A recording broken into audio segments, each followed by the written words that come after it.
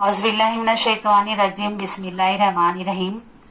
कुछ पंछी झुंड में उड़ते हों और रास्ता भी कुछ मुश्किल हो, कुछ दूर उफक पर मंजिल हो, एक पंछी घायल हो जाए और बेदम होकर गिर जाए, तो रिश्ते नाते प्यारे सब कब इसकी खातिर रुकते हैं। इस जीवन की है रीत यही, जो उड़ते रहो तो साथ बहुत, जो रुक जाओ तो तन्हा हूं।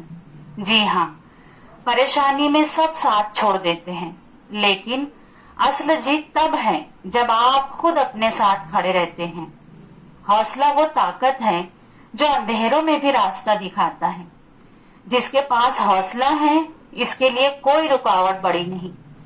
परेशानियों से घबराइए नहीं, हौसला रखें, हिम्मत से काम करें, काम करते रहें और हौसले से अपने आप को आगे बढ़ाते रहिए।